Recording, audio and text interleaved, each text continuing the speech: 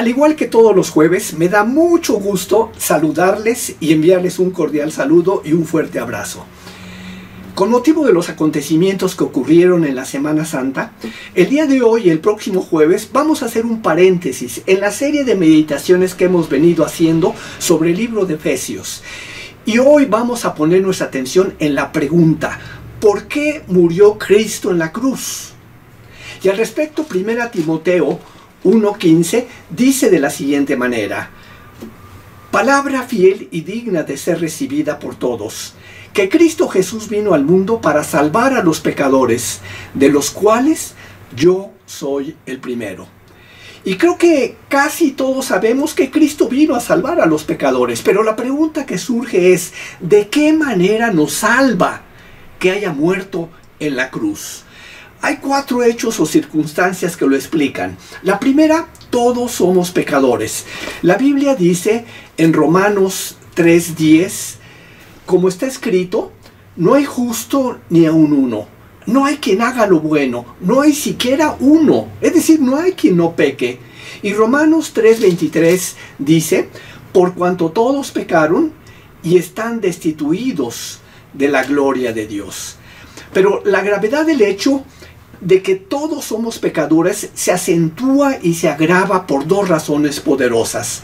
Una: Dios es santo, santo, santo, por lo que el pecado es un insulto infinito a su gloriosa santidad, y Él no puede tolerar el pecado en su presencia.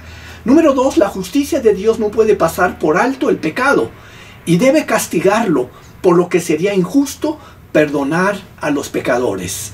Y en base a esto, ¿cuál es el castigo que todos merecíamos por nuestros pecados?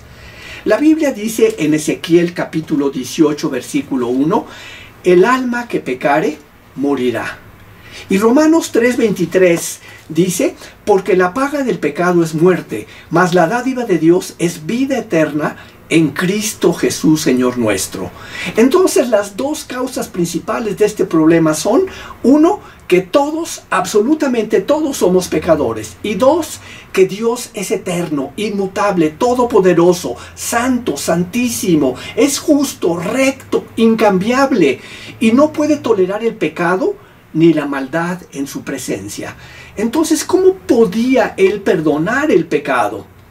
La Biblia nos dice que la única forma en que Dios podía hacerlo es por medio de la expiación y castigo de nuestros pecados, lo cual fue posible lograr por medio del sacrificio de nuestro Señor Jesucristo en la cruz del Monte Calvario, ya que Dios lo puso como la propiciación y expiación de nuestros pecados.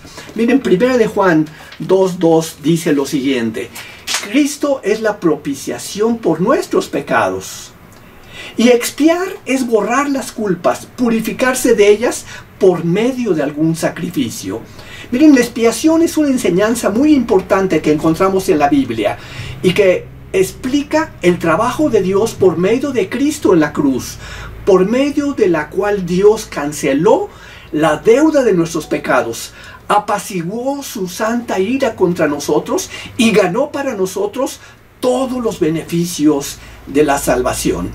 El doctor Martin Lloyd-Jones escribió que 1. Hay una analogía entre los sacrificios de animales del Antiguo Testamento, que eran sacrificios expiatorios, en sustitución del pecador, en donde los pecados eran transferidos al animal que iba a ser matado, y por la muerte y el rociamiento de la sangre del animal se hacía la expiación, absorbiendo lo que fuera el pecado. Y todo esto apuntaba hacia adelante, al Cordero de Dios, a Cristo.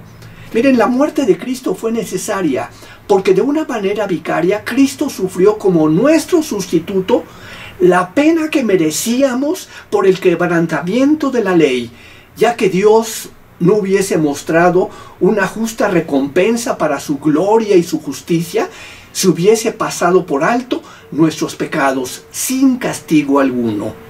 Entonces la expiación fue realizada por la sumisión voluntaria de Cristo, que como un cordero sin mancha y sin pecado, fue llevado a la muerte en la cruz, donde sufrió y soportó el castigo bajo la justicia de Dios, y así obtuvo nuestra salvación. Por eso Juan el Bautista dijo en Juan 1:29, he aquí el Cordero de Dios que quita el pecado del mundo. Es decir, fuimos rescatados y tenemos el perdón de pecados por medio del sacrificio y muerte de Cristo. Por eso 1 Pedro 1:18 dice, sabiendo que fuisteis rescatados de vuestra vana manera de vivir, la cual recibisteis de vuestros padres, no con cosas corruptibles como oro o plata, sino, fíjense lo que dice la Biblia, con la sangre preciosa de Cristo, como de un cordero sin mancha y sin contaminación. Lo que nos indica que fuimos rescatados y comprados, nada menos que con la preciosísima sangre de Cristo. Ahora, número 4, ¿por qué es tan importante el perdón de nuestros pecados? Miren, porque es un hecho irrefutable que aunque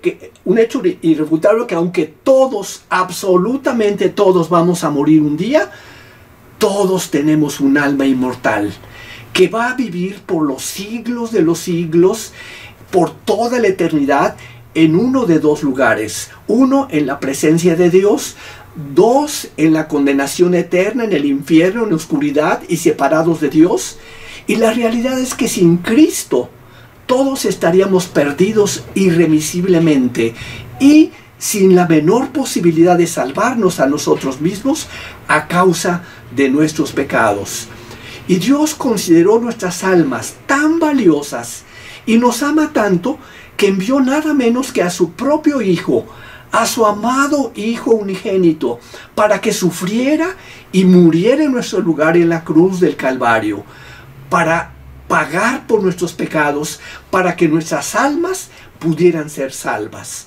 Por eso Jesús dijo acerca de sí mismo en Lucas capítulo 9, versículo 50, porque el Hijo del Hombre no ha venido para perder las almas de los hombres, sino para salvarlas. Y también dijo en Lucas 19:10, porque el Hijo del Hombre vino a buscar y a salvar lo que se había perdido. Concluyo.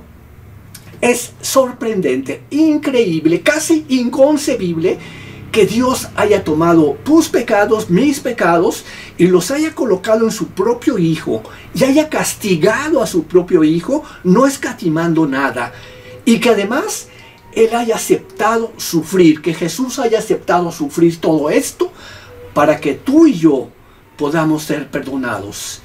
Y aunque cada uno de nosotros merecíamos morir en la cruz por nuestros pecados, la justicia de Dios se satisfizo cuando Cristo murió en nuestro lugar en la cruz del Calvario, llevando en sus hombros, en su cuerpo, en el madero de la cruz, la maldición de nuestros pecados. Y ahora podemos ser justificados por medio de la fe en el Hijo de Dios. Y dos, la justicia de Dios fue vindicada.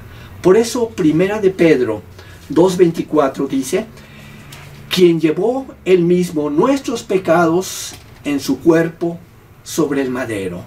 Y como Dios ya castigó nuestros pecados en la persona de su Hijo unigénito, ahora Él nos puede perdonar y nos puede justificar a los que creemos en Cristo. Y el resultado final y maravilloso es que la muerte de Cristo en la cruz logró la propiciación y expiación de nuestros pecados con los siguientes resultados maravillosos. 1. Dios mismo derogó la sentencia de pena de muerte que había contra nosotros. 2. Nos redimió de la destrucción.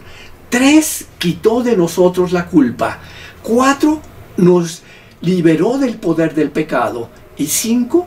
Rescató del hoyo nuestra vida.